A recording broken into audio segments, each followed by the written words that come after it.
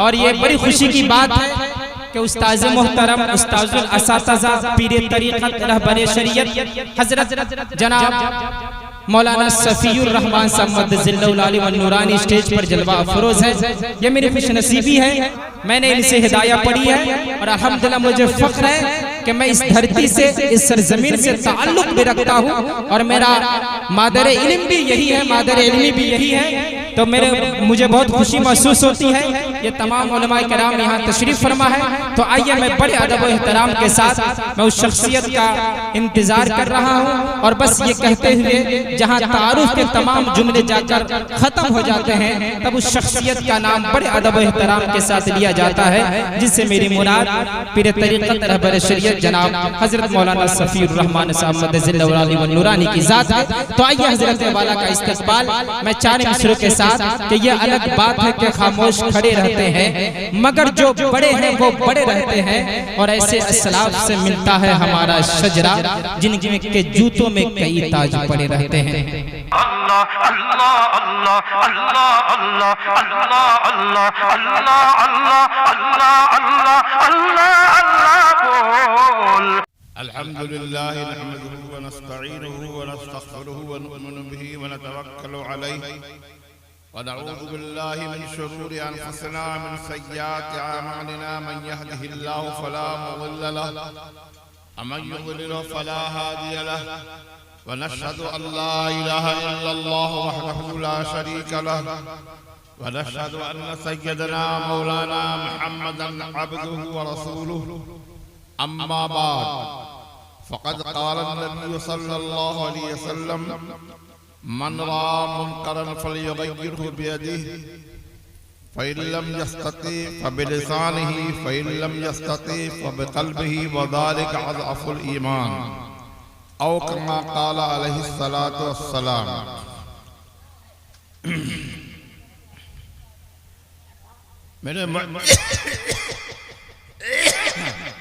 मेरे मोहतरम बुजुर्गों, दोस्तों और दीनी भाइयों, अल्लाह का फضل है, अल्लाह का करम है, अल्लाह का एहसान है कि आप हजरात दीन की निस्बत से यहाँ जमा हुए हैं और यही नियत करके यहाँ जमा हुई। शायर के अशआर को सुनने के लिए और वाह वाह करने के लिए जमा नहीं हुई। अशआर शायर के अशआर को भी सुनिए और उनकी नात को भी सुनिए, तो दीन की निस्बत से सुनिए तो इंशाअल्लाह यहाँ पर आपका बैठना मुबारक होगा और आप जब तक बैठे रहेंगे उलमाए कराम की तकरीरें सुनेंगे और हुजूर अकरम सल्लल्लाहु अलैहि वसल्लम की नात सुनेंगे तो सब आपके सारे औकात सवाब के अंदर शुमार होंगे। लिहाजा सबसे पहली बात तो मैं ये कह रहा हूँ कि आप हजरात दीन की निस्बत से यहाँ बैठे हैं तो नियत को खालिस करके बैठिए। महज अल्लाह की रज़ा और खुशनुदी हम हासिल करेंगे। इन उलमाए कराम से दीन की बातें हम सुनेंगे और इन दीन की बातों पर अमल करेंगे। जलसे की कामयाबी इसमें नहीं है कि अफराद बहुत सारे जमा हों। जलसे की कामयाबी इसमें है कि जो कुछ उलमाए कराम से हम लोगों ने सुना हो उन बातों पर हम अमल करें, सिर्फ निशस्तन व गुफ्तन व बर्खास्तन नहीं हो। लिहाजा सबसे पहले अपनी नीयत को ठीक कर लीजिए कि जो कुछ उलमाए कराम से हम सुनेंगे इंशाअल्लाह ताला हम लोग उस पर अमल करेंगे। मेरे मोहतरम बुजुर्गों और दोस्तों और दीनी भाइयों, हमने आपके सामने रसूलुल्लाह सल्लल्लाहु अलैहि वसल्लम की एक हदीस पढ़ी है, मन रआ मुनकरन फलयुग़य्यिरहु बियदिही, कि जो शख्स तुम में से कोई चीज खिलाफे शरीयत दीन के खिलाफ देखे तो उसको अपने बाजू से अपने हाथ से बदल दे। फ़इन लम यस्तति फ़बिलिसानिही, अगर किसी को कुव्वत और ताकत नहीं है कि वो अपने हाथ से जो चीज खिलाफ शरीयत है, खिलाफ दीन है, उसको बदल सकता है तो ज़बान से बदल दे। और तीसरे नंबर पर नबी अकरम सल्लल्लाहु अलैहि वसल्लम ने फरमाया कि अगर ज़बान से बदलने की भी ताकत नहीं है तो दिल से बदल दे। और ये तीसरा दर्जा जो है वह ईमान का सबसे कमजोर दर्जा है। तो इस रिवायत के अंदर रसूलुल्लाह सल्लल्लाहु अलैहि वसल्लम ने सबसे पहले फरमाया कि दीन के खिलाफ और शरीयत के खिलाफ कोई बात कोई शख्स देखे तो उसको वो हाथ से बदल दे, अपने कुव्वत से बदलते, समझा, अपने इक़्तिदार से बदल दे। ये अम्र बिल मारूफ और नहीं अनिल मुनकर के सिलसिले में रसूलुल्लाह सल्लल्लाहु अलैहि वसल्लम ने फरमाया है कि मारूफ की तलकीन की जाए और मुनकर यानी खिलाफ शरीयत बात जो हो उससे लोगों को रोका जाए। कुरान करीम के अंदर अल्लाह ताला ने फरमाया वल अस्र इन्नल इंसान लफी खुस्र इल्लल लज़ीना आमनू व अमिलुस सालिहात व तवासौ बिल हक़ व तवासौ बिस सब्र। अल्लाह ताला कसम खाकर कहता है ज़माने की, वल अस्र इन्नल इंसान, ज़माने की कसम, बेशक इंसान घाटे में है। अल्लाह ताला फरमाता है कि जितना इंसान है दुनिया के अंदर सारे के सारे इंसान घाटे में हैं। लेकिन अल्लाह ताला ने आगे इस्तिस्ना किया है और इलाहदा किया है कि ऐसा इंसान जिसके अंदर चार बातें पाई जाएं तो वो घाटे में नहीं है। वल अस्र इन्नल इंसान लफी खुस्र, कसम है जमाने की इंसान सारे के सारे घाटे में हैं। इल्लल लज़ीना आमनू व अमिलुस सालिहात, मगर जो लोग ईमान लाए और उन्होंने नेक अमल किया। ये दो चीजें हुई। तीसरी चीज रसूलुल्लाह अल्लाह ताला ने फरमाया इल्लल लज़ीना आमनू व अमिलुस सालिहात व तवासौ बिल हक़्क़ि, आपस में एक दूसरे को हक की वसीयत और नसीहत करें। और तीसरी चौथी चीज फरमाया वतवासौ बिस्सब्र, कि आपस में एक दूसरे को सब्र की वसीयत और नसीहत करें। तो कामयाबी सिर्फ इसमें नहीं है कि हम ईमान ले आए और नेक अमल कर रहे हैं, बल्कि कामयाबी को अल्लाह ताला ने चार चीजों में मुनहसिर किया है कि ईमान लाए नंबर एक, नंबर दो वो नेक और अच्छे काम करें, और वतवासौ बिल हक़, और आपस में एक दूसरे को हक की वसीयत करें। हक से क्या मुराद है? हक से मुराद यह है कि नेक काम की हम एक दूसरे को वसीयत करें। और सब्र से मुराद यह है कि जो खिलाफ शरीयत बात हो उससे हम एक दूसरे को रोकें। ये अल्लाह ताला ने कुरान करीम के अंदर कामयाब इंसान उसी को कहा है जिसके अंदर ये चार सिफात पाई जाएं कि वो ईमान वाला हो और अमल साले करने वाला हो और लोगों को वो मारूफ और भलाई के काम का, नेकी के काम का हुक्म करने वाला हो। नंबर चार, वो अगर खिलाफ शरीयत कोई काम देख रहा है तो उसको रोके। समझा? ये कुरान करीम की इस आयत के अंदर भी जो रसूलुल्लाह सल्लल्लाहु अलैहि वसल्लम ने फरमाया है इसको कुरान ने बयान किया है। और अम्र बिल मारूफ और नहीं अनिल मुनकर की हैसियत और अहमियत उस वक्त मालूम होती है कि रिवायत के अंदर आता है कि एक रसूलुल्लाह सल्लल्लाहु अलैहि वसल्लम ने फरमाया कि पिछले जमाने में एक आबादी थी जिस आबादी के अंदर कोई मुतनफ्फिस ऐसा नहीं था जो खिलाफ शरीयत काम न करता हो। अल्लाह की नाफरमानी का काम ना करता हो। सारी बस्ती के लोग अल्लाह की नाफरमानी का काम करने वाले थे, तो अल्लाह ताला ने फरिश्तों को हुक्म किया कि उस बस्ती के अंदर जितने लोग हैं सब खुदा हमारी नाफरमानी करने वाले हैं, जाओ उस बस्ती को उलट दो, यानी ऊपर के हिस्से को नीचे कर दो और नीचे वाले हिस्से को ऊपर कर दो और उलट दो। जब अल्लाह ताला की तरफ से हुक्म हुआ तो जिब्राईल अलैहिस्सलाम ने अल्लाह ताला से अर्ज किया कि या अल्लाह, आप पूरी बस्ती को कहते हैं उलट देने के लिए, लेकिन उस बस्ती के अंदर एक आदमी ऐसा है जिसने कभी अपनी जिंदगी में पलक झपकने के मिकदार में भी कभी उसने नाफरमानी का काम नहीं किया, आपकी फरमाबरदारी का काम किया, हमेशा नेकी सलाह और तकवा और परहेजगारी में वो रहता है। आपने तो पूरी बस्ती को उलट देने को कहा है, उसका इस्तिस्ना नहीं किया।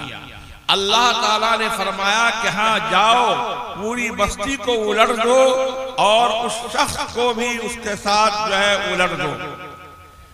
जिब्राईल अलैहिस्सलात व तस्लीम से अल्लाह ताला ने कहा कि यकीनन वो हमारा फरमाबरदार बंदा है और कभी भी नाफरमानी का काम नहीं करता है, लेकिन उस बस्ती के अंदर हमारे हुक्म की खिलाफ वर्जी हो रही है, नाफरमानी हो रही है, मासियत हो रही है, गुनाह हो रहा है, लेकिन उसके पेशानी के ऊपर शिकन भी नहीं आता है, तो जाहिर बात है कि वो उसके पेशानी पर शिकन भी नहीं आता है, सिर्फ अपने में मगन है और लोगों को बुराई से नहीं रोक रहा है, अच्छाई का हुक्म नहीं कर रहा है। लिहाजा वो मुस्तहिक है इस बात का कि जिस तरीके से दूसरे लोगों को तबाह व बर्बाद कर दिया जाए और बस्ती को उलट दिया जाए, वैसी उसको भी जाओ उलट दो और उसको भी हिला कर बर्बाद कर दो।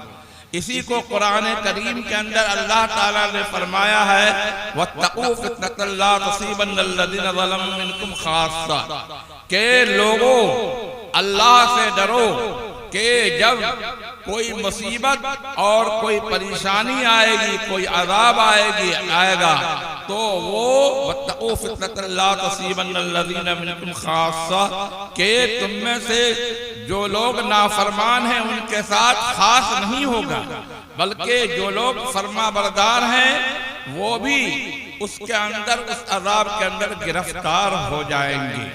तो अम्र बिल मारूफ और नहीं अनिल मुनकर, यानी अल्लाह के हुक्म की फरमाबरदारी की तलकीन करना, अल्लाह के हुक्म की फरमाबरदारी करने का हुक्म करना और नाफरमानी से और मासियत के और गुनाहों के कामों से बचने का हुक्म करना, ये अपने अपने एतबार से सब मुसलमान के ऊपर फर्ज है। इन तमाम आयतों और रवायतों से ये बात मालूम हुई। बहरहाल मैंने आपके सामने जो हदीस पढ़ी है उसका पहला जुमला यह है, मन रहा मुनकरन फलयुग़य्यिरहु बियदी, कि जो शख्स तुम में से खिलाफ शरीयत बात को देखे तो उसको अपने कुव्वते बाजू से बदल दे, अपने कुव्वते बाजू से बदल दे। मिसाल के तौर पर एक आदमी अपने मोहल्ले में उसकी बात लोग मानते हैं, उसको सरदारी की हैसियत दे रखी है और उसको एक इक़्तिदार है, और वो अगर चाहे कि उस मोहल्ले के अंदर कोई बुराई हो रही है और कोई खिलाफ शरीयत काम हो रहा है, तो उसको चाहिए कि अपने असर और रसूख से और अपने वजाहत से, अपनी कुदरत से उस बुराई को रोके और वो उसको सख्ती के साथ मना करे कि इस काम को नहीं करो। उसको चूंकि वजाहत हासिल है, लोग उसकी कदर करते हैं और उसकी अहमियत है, तो उसकी बात मानी जाएगी और लोग उस पर अमल करेंगे। ये मुनकर का सबसे पहला दर्जा है जिसके बारे में कहा गया कि उसको बदल दिया फल युगय्यिर हो बेयदी, के जो शख्स खिलाफ शरीयत काम को देखे तो वो अपने कुव्वत बाजू से बदल दे, कि अपना इक़्तिदार और अपने रसूख को काम में लाए और अपने इक़्तिदार और रसूख से उस बुराई को बदल दे, महज इस बिना पर कि हम फलां साहब खिलाफ शरीयत काम कर रहे हैं और फलां साहब जो है वो गुनाह का काम कर रहे हैं, तो हम उनको कहेंगे तो उनको तकलीफ होगी। इसकी बिना पर अगर हम रोकते हैं तो जाहिर बात है कि हम गुनहगार होंगे। हमको कहने का तरीका, उनको रोकने का तरीका अच्छा होना चाहिए कि हम उनको नरमी से बात समझाएं और उनको हम कहें कि भाई साहब ये खिलाफ शरीयत बात है और आप इसको तर्क कर दीजिए, लेकिन हम कहेंगे तो उनको बुरा लगेगा। इसकी वजह से अगर आप छोड़ देते हैं तो आप गुनहगार होंगे, इसलिए कि अल्लाह और अल्लाह के रसूल के हुक्म के खिलाफ काम हो रहा है तो अल्लाह के हुक्म की नाफरमानी करने वाले हम शुमार किए जाएंगे, अल्लाह के रसूल के हुक्म की नाफरमानी किए जाने वाले शुमार होंगे। ये हदीस के अंदर कहा मन रहा मुनकरन फलयुगय्यिरहु बियदी, कि जो शख्स खिलाफ शरीयत बात देखे तो उसको अपने कुव्वते बाजू से, अल्लाह ताला ने उसको इक़्तिदार दे रखा है, अल्लाह ताला ने उसको रसूख दे रखा है और वो अगर चाहेगा तो वो बुराई और वो गुनाह का काम बंद हो जाएगा, तो उसको अपने रसूख को काम में लाना चाहिए और उस बुराई को रोकना चाहिए। अगर वो उस बुराई को नहीं रोकता है तो उस सूरत में वो गुनहगार होगा और अम्र बिल मारूफ और नही अनिल मुनकर को तर्क करने वाला शुमार किया जाएगा। ये एक जुज़ हुआ कि जो शख्स खिलाफ शरीयत काम किसी को करते हुए देखे तो उसको अपने हाथ से रोक दे, अपने बाजू से बदल दे। उसके बाद रसूलुल्लाह सल्लल्लाहु अलैहि वसल्लम ने फरमाया कि जो शख्स हाथ से, बाजू से, ताकत से, अपने असर और रसूख से उस बुराई को नहीं बदल सकता है, उस बुराई को नहीं रोक सकता है, फ़इन लम यस्तति फ़बिलिसानिही, तो उसको जो है अपने ज़बान से बदल देना चाहिए। यह दूसरा दर्जा है। लेकिन मेरे मोहतरम बुजुर्गों और दोस्तों, ये कहा गया कि ज़बान से बदल देना चाहिए, तो अब अम्र बिल मारूफ और नहीं अनिल मुनकर कोई लाठी नहीं है कि उठा करके जिसने जो है मुनकर किया तो उसको उठा करके हम जो है वो लाठी से मार दें और जो है कहें कि तुम खिलाफ शरीयत काम कर रहे हो, समझा। बल्कि जो है जबान से कहने और जुबान से बदलने की भी सूरत है, नरमी के साथ उसको बदलने की जरूरत है। कुरान करीम के अंदर अल्लाह ताला ने फरमाया उदउ इला सबील रब्बिका बिल हिकमति वल मौइज़तिल हसना, के अपने रब की तरफ ए नबी लोगों को दावत दीजिए, उदउ इला सबील रब्बिका बिल हिकमति, हिकमत के साथ, नरमी के साथ और अच्छी नसीहत के साथ। मेरे मोहतरम बुजुर्गों और दोस्तों, सबसे बड़ा सरकश फिरऔन था और हजरत मूसा अलैहिस्सलात व तस्लीम उसकी हिदायत के लिए भेजे गए थे। अल्लाह ताला कुरान करीम के अंदर क्या फरमाता है, इज़हबा इला फिरऔन इन्नहु तग़ा, के हजरत मूसा और हजरत हारून दोनों को अल्लाह ताला हुक्म फरमाता है कि जाओ फिरऔन की तरफ, इसलिए कि फिरऔन ने सरकशी की है। लेकिन अल्लाह ताला क्या फरमाता है, अल्लाह ताला फरमाता है कि वहां जाओगे फक़ूला लहू क़ौलन लय्यिनन लअल्लहु यतज़क्करु औ यख़शा, के ए मूसा और हारून फिरऔन से नरमी से बात करोगे, सख्ती से बात नहीं करोगे बल्कि नरमी से बात करोगे। फक़ूला लहू क़ौलन लय्यिनन लअल्लहु, शायद के वो या तज़क्कुर और नसीहत हासिल कर ले या खुदा से डर ले। तो अब अम्र बिल मारूफ और नहीं अनिल मुनकर हम करेंगे तो कोई ऐसी लाठी नहीं है कि उसको उठा करके हम किसी के सर पर मार दें, बल्कि नरमी के साथ, अखलाक के साथ, तन्हाई में, ऐसी जगह जहां उनको जो है हम समझाएं तो हमारी बात को वो समझें और उनको बेइज्जती नहीं हो, इस अंदाज से कहने की जरूरत है। और ये इस सिलसिले में रसूलुल्लाह सल्लल्लाहु अलैहि वसल्लम का उसवे हसना हमारे सामने मौजूद है। रसूलुल्लाह सल्लल्लाहु अलैहि वसल्लम के पास एक शख्स जाता है और कहता है, देखिए कितनी जुर्रत और दिलेरी के साथ कहता है कि या रसूलल्लाह सल्लल्लाहु अलैहि वसल्लम, मुझको ज़िना करने की आदत है, आप मुझको ज़िना की इजाजत दे दीजिए। हम और आप होते तो आग बगोला हो जाते और हम और आप जो है पता नहीं क्या करते, उसका तिक्का बोटी कर देते। लेकिन रसूलुल्लाह सल्लल्लाहु अलैहि वसल्लम बिल्कुल गुस्सा नहीं हुए, बल्कि रसूलुल्लाह सल्लल्लाहु अलैहि वसल्लम ने उसको करीब बुलाया और रसूलुल्लाह सल्लल्लाहु अलैहि वसल्लम ने उसके जिस्म को थपथपाया और कहा कि तुमने तो एक बात कह दी है, एक बात मेरी भी सुनोगे? कहा कि हाँ या रसूलल्लाह, बताइए क्या बात है। रसूलुल्लाह सल्लल्लाहु अलैहि वसल्लम ने फरमाया कि ये बताओ कि अगर कोई शख्स तुम्हारी बहन के साथ यही काम करे तो क्या तुम इसको पसंद करोगे? कहा कि नहीं, बिल्कुल नहीं पसंद करेंगे। कहा कि अगर कोई शख्स तुम्हारी बेटी के साथ यही काम करे तो क्या तुम पसंद करोगे? कहा कि नहीं, बिल्कुल हम पसंद नहीं करेंगे। रसूलुल्लाह सल्लल्लाहु अलैहि वसल्लम ने कहा कि अगर कोई शख्स तुम्हारी माँ के साथ यही काम करे तो क्या तुम इसको पसंद करोगे? कहा कि बिल्कुल हम पसंद नहीं करेंगे। तो रसूलुल्लाह सल्लल्लाहु अलैहि वसल्लम ने फरमाया कि जिस औरत के साथ ये फेल तुम करोगे वो भी तो किसी की बहन होगी, वो भी तो किसी की बेटी होगी, वो भी तो किसी की माँ होगी।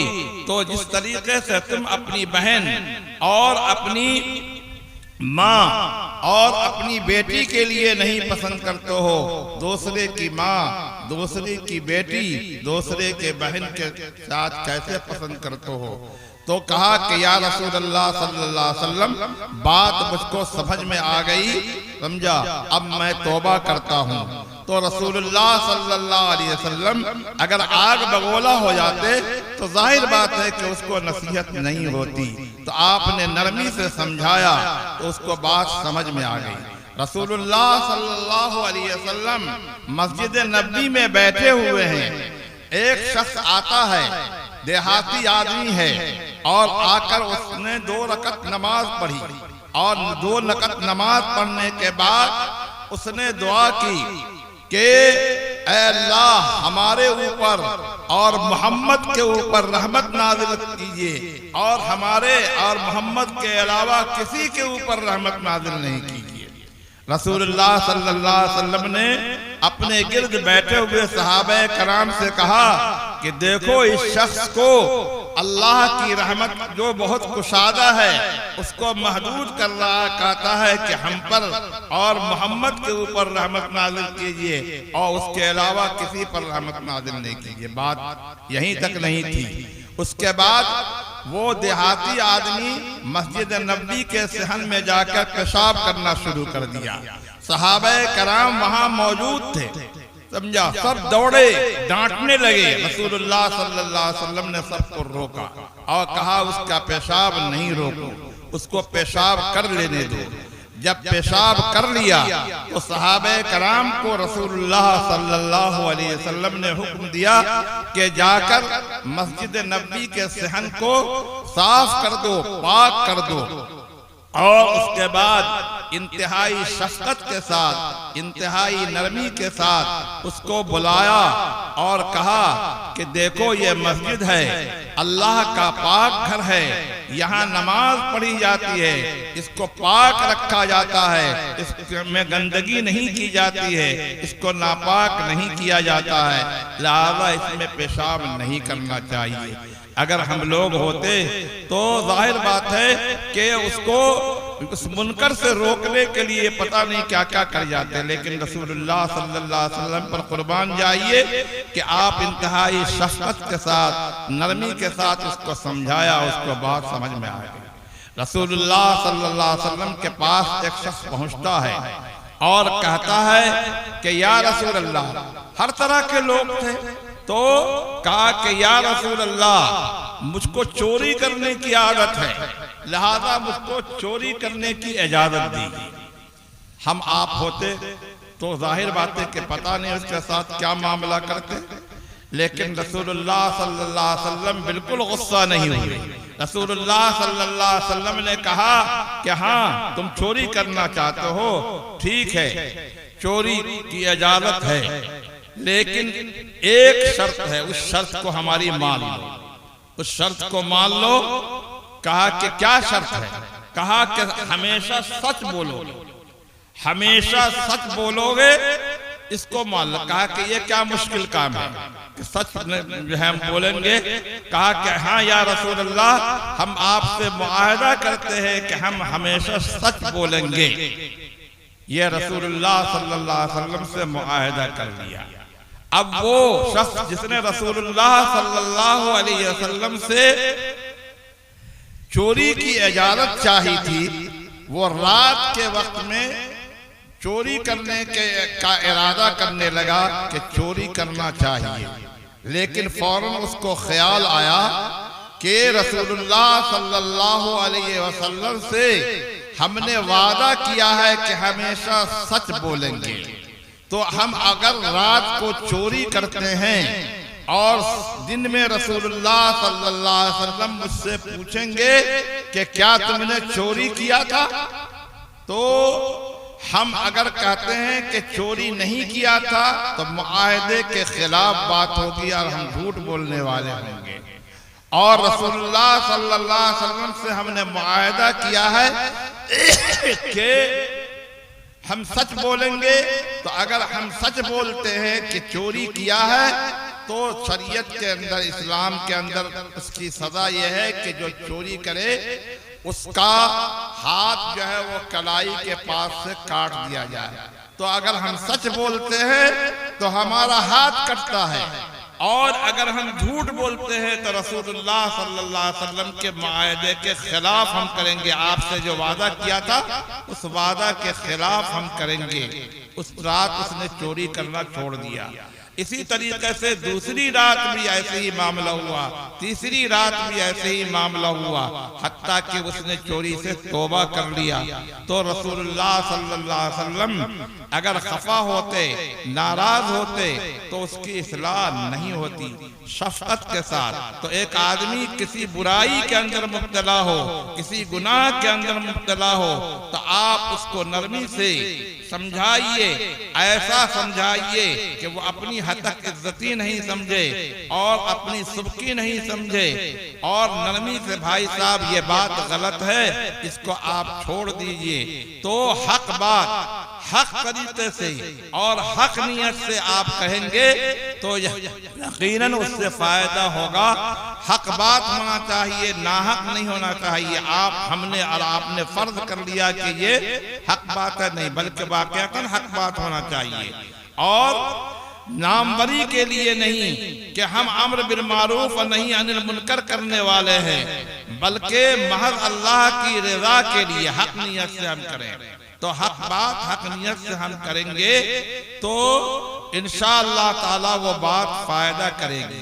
तो बहरकैफ नंबर 2 में जो हुजूर सल्लल्लाहु अलैहि वसल्लम ने फरमाया कि जबकि तुम अपने इख्तिदार के जरिए से बुराई को नहीं रोक सकते हो, मासियत को और गुनाह के काम को रोकने की ताकत नहीं है, तो तुम जबान से रोको, लेकिन जबान से नौकरे जाहिर बात है कि हम में से हर एक जानता है कि कोई डॉक्टर है, डॉक्टर के यहाँ कोई बीमार जाता है तो क्या डॉक्टर उस पर नाराज हो जाता है, नाखुश हो जाता है कि तुम बीमार क्यों हो गए, बल्कि उसके साथ शफकत का मामला करता है, नरमी का मामला करता है और उसको समझाता है, वो उसका इलाज करता है। ऐसे ही एक आदमी गुनाह के अंदर मुब्तला है तो वो आदमी जो है बीमार है। अब बीमार के साथ हम सख्ती का मामला करें, उसको नरमी से हम नहीं समझाएं तो जाहिर बात है कि वो बजाय इसके कि वो मासियत और गुनाह से बचे और मासियत और गुनाह के अंदर मुब्तला होगा। तो बहरहाल नंबर 2 यह है कि किसी मासियत के और गुनाह के काम को हम देख रहे हैं तो हम खामोश नहीं रहें। अगर हमको इक़्तिदार नहीं हासिल है, हाथ के जरिए से, बाजू के जरिए से हम उसको नहीं रोक सकते हैं, ज़बान से हम रोक सकते हैं तो ज़बान से रोकना चाहिए। और ये मुख्तलिफ मुतअद्दिद मिसालें मैंने हुजूर अकरम सल्लल्लाहु अलैहि वसल्लम की दी।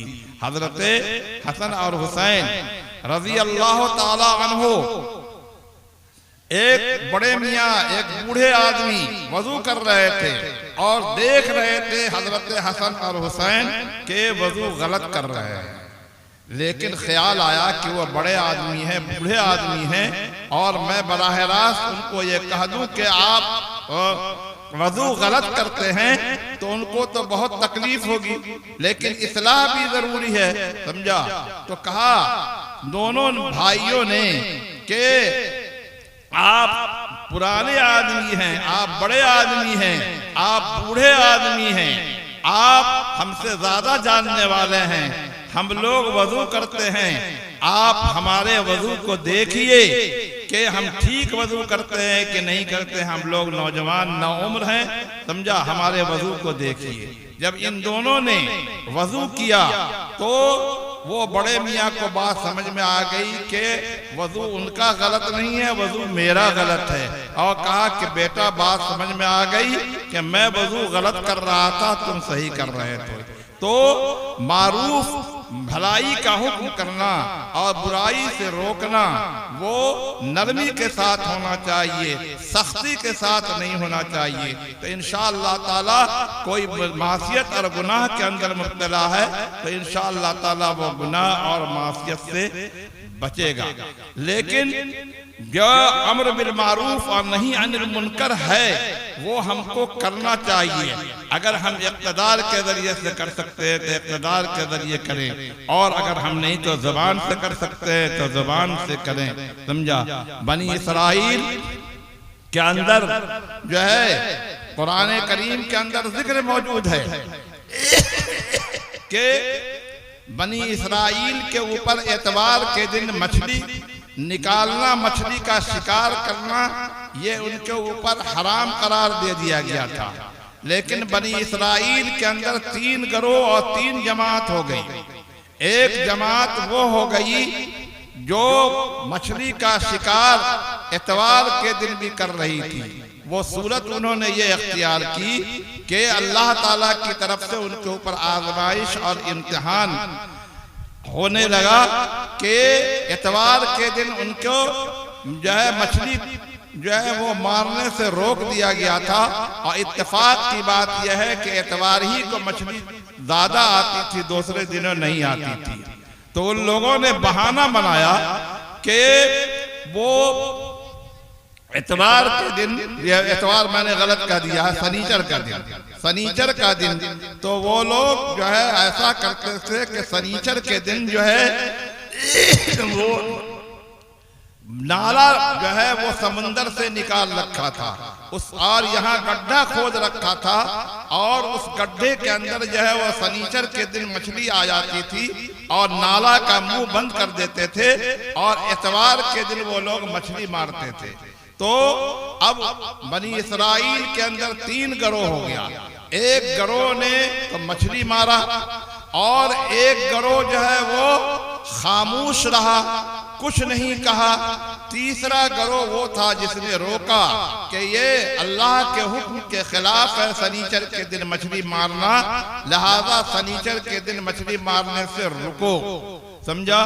तो वो लोग जो मछली मारा तो नहीं था लेकिन रोकने का हुक्म नहीं किया और नहीं अनिल मुनकर नहीं किया, उन्होंने उन लोगों से कहा जो लोग नसीहत कर रहे थे।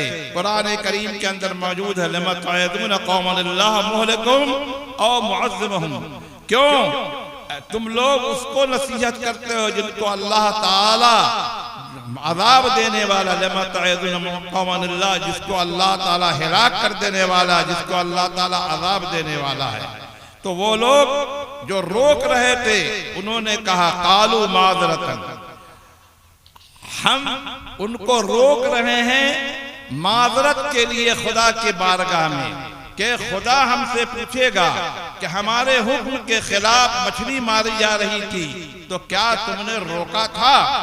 तो खुदा की बारगाह में हम कहेंगे कि या अल्लाह हमने रोका था, हमारे बस में रोकना था, हमने रोका था।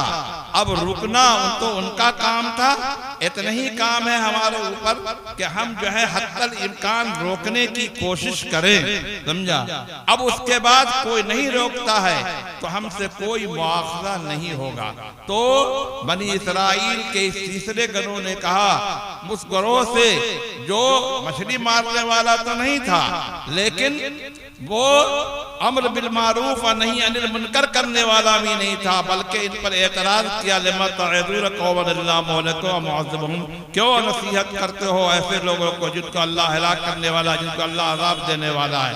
तो उन्होंने कहा कि खुदा की बारगाह में हम माज़रत करेंगे, खुदा से कहेंगे, खुदा जब हमसे कहेगा कि तुमने रोका था तो हम कहेंगे कि हमने रोका था।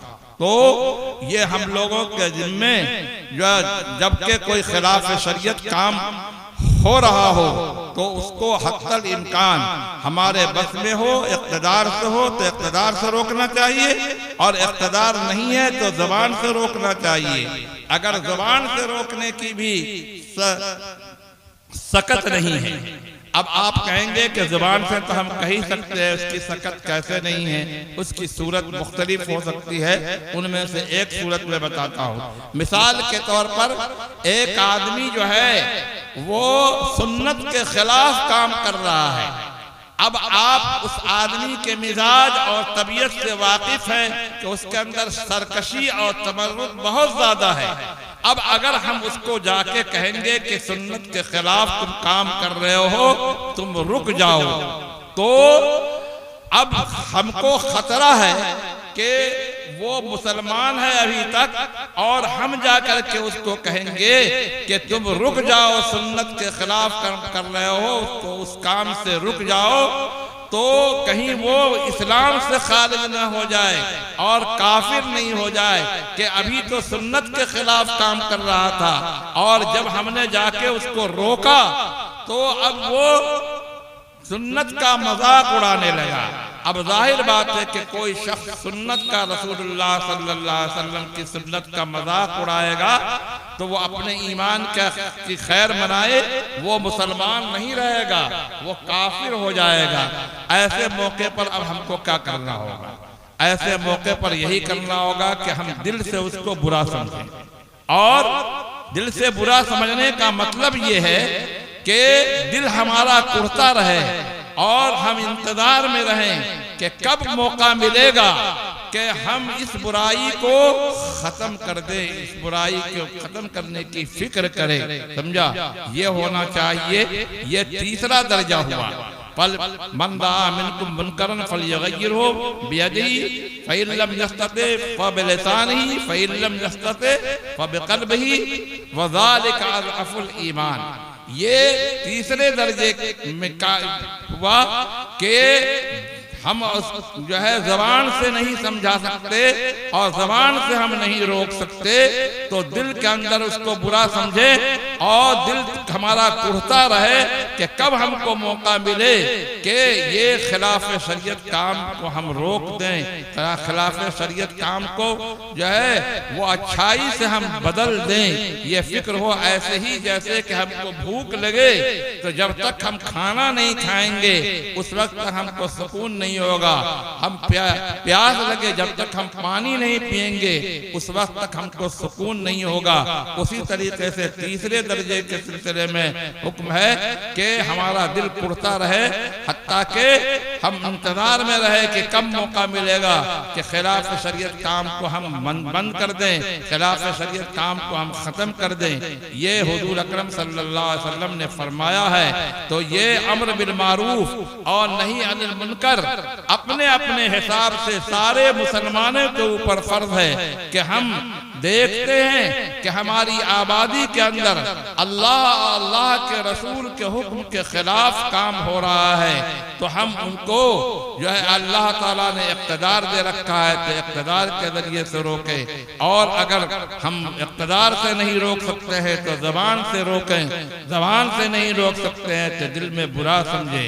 अल्लाह ताला हम सबको अम्र बिल मारूफ और नहीं अनिल मुनकर करने की तौफीक अता फरमाए और हर मुसलमान को अल्लाह के रसूल का खौफ अता फरमाए। हमारे वो हजरात जो खिलाफ शरीयत काम करते हैं, मुहर्रम या ताज़िया जो है बनाते हैं, तो जाहिर बात है कि वो भी हमारे मुसलमान भाई हैं, मुसलमान भाई हैं। अब उनको जो है वो समझाने की कोशिश करने की जरूरत है और उनको भी समझना चाहिए कि हम अल्लाह को मानने वाले हैं, अल्लाह के रसूल को मानने वाले हैं। तो सिर्फ जबान से नहीं मानने, अल्लाह और उसके रसूल ने जिस काम का हुक्म दिया उसको करें और जिस काम से अल्लाह और उसके रसूल ने रोक दिया है हमको उन कामों से हम रुकें। समझा? अल्लाह ताला से दुआ है कि अल्लाह ताला उन हजरात को जो अल्लाह और उसके रसूल के हुक्म के खिलाफ करते हैं, अल्लाह ताला उनको तौफीक दे कि अल्लाह का खौफ उनके दिलों के अंदर पैदा हो और अल्लाह के हुक्म के मुताबिक वो काम करें, अल्लाह के रसूल के हुक्म के मुताबिक काम करें। व आखिर दावाना अल्हम्दुलिल्लाह रब्बिल आलमीन।